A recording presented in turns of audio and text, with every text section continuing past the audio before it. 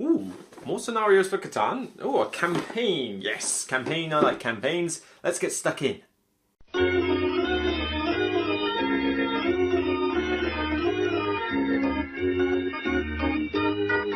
Okay, castaways, blah, blah, blah, blah. Who cares? Let's get into more Catan. Right, yeah. There we go. Play. Chapter 2, the attack, blah, blah, blah, blah, blah. Right, more Catan. Let's go. Play. Okay, Chapter 4, the Spice Islands, blah, blah, blah, blah. Don't care. Right, play more Catan. Okay, after completing the last scenario, if you have the largest sum of combined legend points, you're the winner. Well, that's it? No, but bloody anticlimactic. I hope the movie's better than this.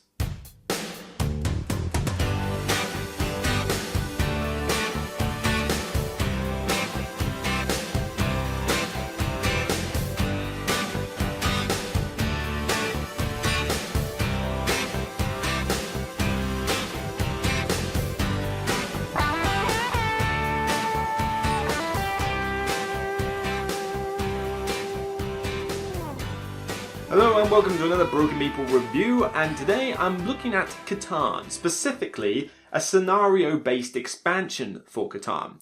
Now, a lot of people out there have given Catan a bit of bad press lately. It's almost like it's cool to hate Catan all of a sudden, saying, oh well, it's outdated, it's from 1995 and we don't need to play it anymore. Screw that.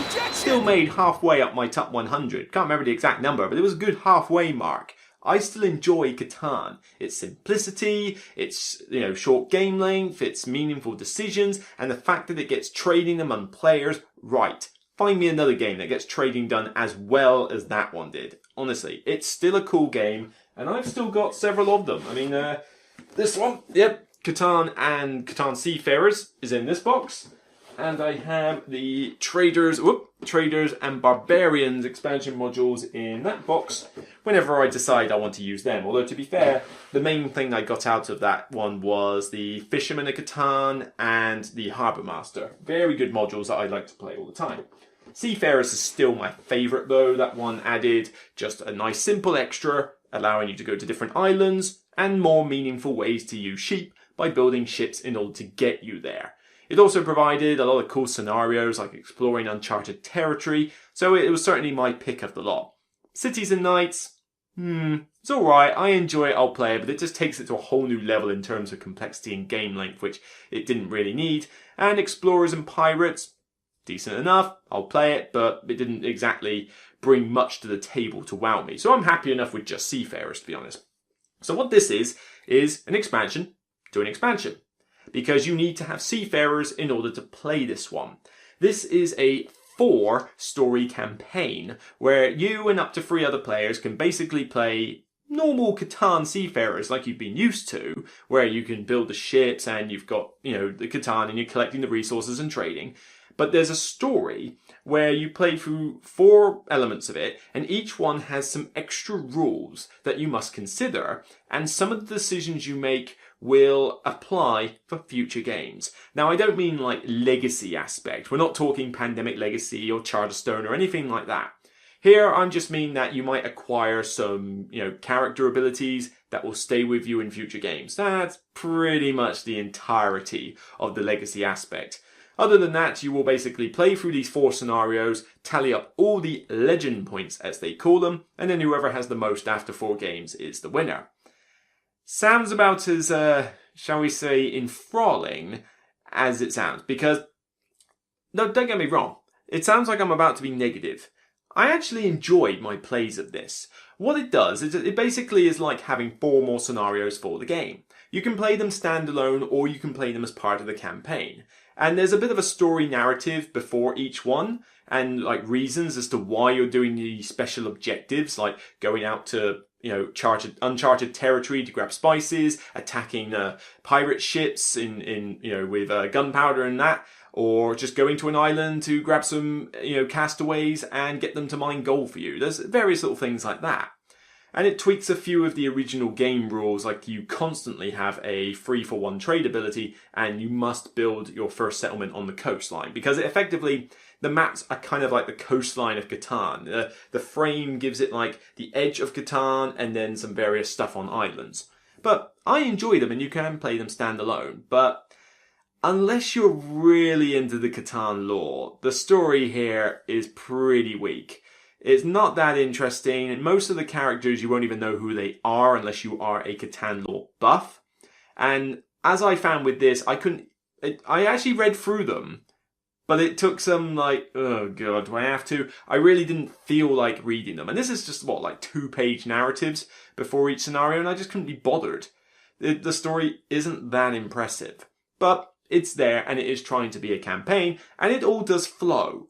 You can tell why you've gone from scenario 1 to scenario 2 to scenario 3. So it flows and is a free-flowing narrative.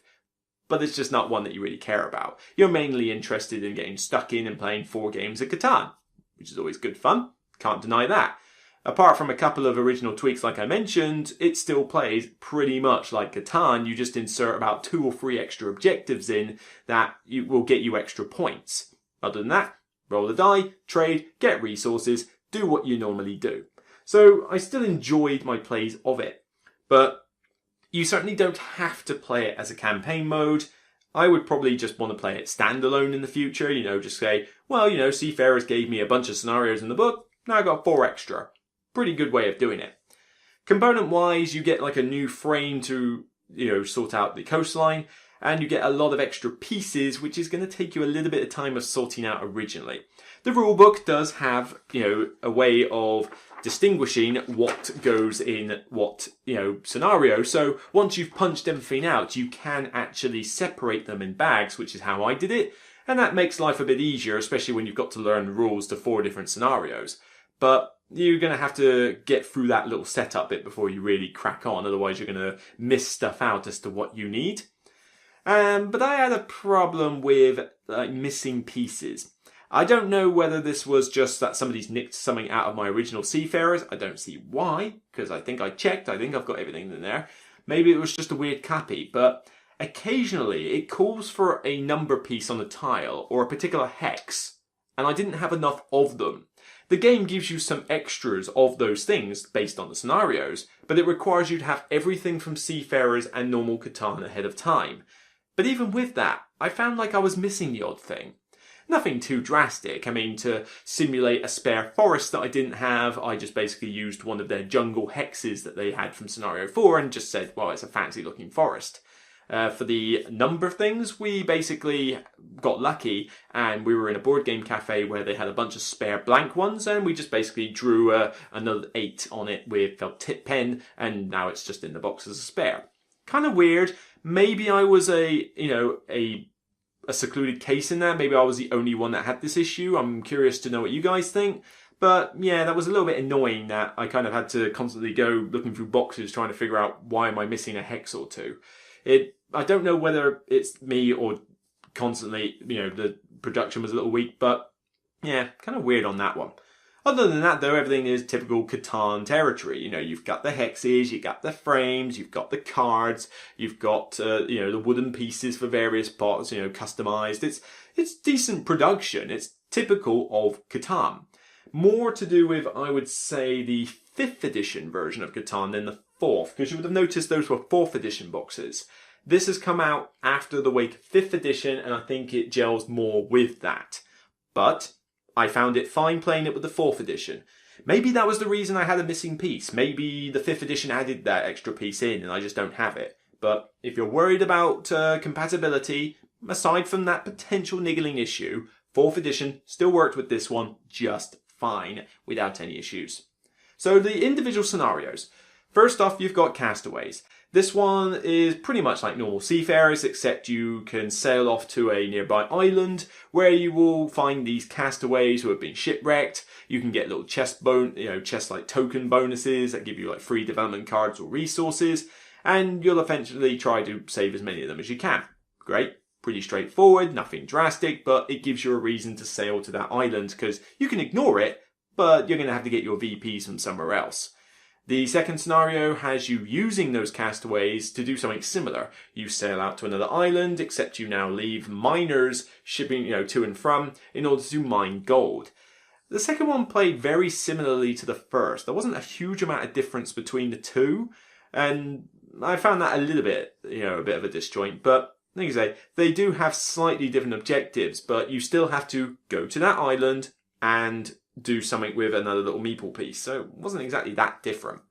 The third one was pretty cool, attacking the attack of the sea robbers or whatever. I forget their names. But this one had you retaliating against the pirates. So as well as doing the normal build-up, you also could go to these different islands, but in its wake you had all these pirate ships over, and you've got all the wooden meeples for it. And what you had to do is you had to spend resources to increase your catapult rating on your ship. And you use these with a kind of push-a-luck style draw deck to see whether you could destroy the ships as you went forward. Destroy at least 3, and you'll get the legendary sea robber attacker card, or whatever it's called, which is essentially a bit like the longest road, except it's only worth 1 point. But it's a nice little objective, and it just felt a bit different to be like, 1 minute you're trading and building a settlement, the next you're launching catapults at nearby pirates. So a neat little scenario that, and I quite liked it, to be honest. That's probably I'd say that's my favourite of the 4. And the fourth one is pretty much identical with some slight, more complex trading involved, but it's pretty much identical to what you get in Explorers and Pirates with the spices. You have to sail to these unknown islands, and I like the fog of war effect in Catan, it works well. When you get there, you then have to start doing trading shenanigans with spices. It's slightly different to Explorers and Pirates with the trading. You can exchange cards to do certain things, and you've got to work with these merchant meeples. But other than that, you're sailing to an island and doing it with spices. So think Explorers and Pirates, basically. Still enjoyable, and probably my second favourite of the 4, actually. I found the first 2 to be a little bit weak, but I stuck through it and found that it got better as time went on. The third and the fourth scenarios are definitely the ones that I would probably play through as standalone again. The first 2 I'll probably forget. But one of the more issues I have, and like I say, I enjoyed it, and I think if you want to spice up Seafarers a bit more, worth getting. I wish that the end campaign had a bit more of a kind of a climatic feel to it. Because as you go through each scenario, the only thing you keep from one to the other are these helper cards. The quicker you do the objectives that the scenario sets you, the sooner you get these helper cards, which are like the Helpers expansion, if you've seen that little mini one, where you have a special ability that you can use twice in every game. You flip it over to say you've used it once, you get rid of it once you've used it twice, but they come back in future games. And you have several to pick from, so the quicker you do the objective, the more choice you've got. That was pretty cool, and I like the fact that they stayed from game to game. But other than that, the only thing you really do from a campaign perspective is the setup is marginally different depending on how the group does in terms of everything. And you just say how many legend points you got, which is based on what objectives you did. At the end of the 4 scenarios, you simply add up all the legend points, and whoever got the most is the winner. There isn't even a narrative to say, game over or whatever. I kid you not. The back is the campaign log. That page I showed you was the, component list. This page here is the final page of the last scenario. There's no narrative. There is literally nothing at the end of the story. It's just simply, these are the rules for the 4th scenario. The narrative is all the way back here, several pages back. And it doesn't even really end with any kind of a resolution. It just seems to just stop, which is kind of weird. So it's very anticlimactic that you do these 4 scenarios and you just basically go, who won? And most of the time, chances are, unless you've had equal wins, you're probably going to have an obvious leader. I played through these 4 scenarios and demolished. I mean, I won the first 3 scenarios. So by the time we got to the 4th, people were basically just gunning for my blood, and not wanting to trade with me, but still managed to pull out an overall win with the campaign. So, yeah, I wish that maybe the story aspect had a little bit more to it. So, yeah, there's pros and cons to this. I still enjoyed it. It gave me a reason to get Catan back to the table and get some other fans of the game interested, because I still really like Catan. It's halfway up my top 100. I still really like the game. And I was happy to see this, and I would like to see more. If this is like the first of several styles of scenario packs that Catan are going to do, which is kind of worrying because I'm trying to remember who's got Catan, the rights to this at the moment, because I know Mayfair's having issues, but, I digress. But I would like to see more of this. I would like to see Scenario Pack 1, Scenario Pack 2. I don't think you really need to make it a story element, or if you're going to, make it a more interesting story. Make it have more of a climax or more of a resolution. But if you literally just did, you don't even need the pieces.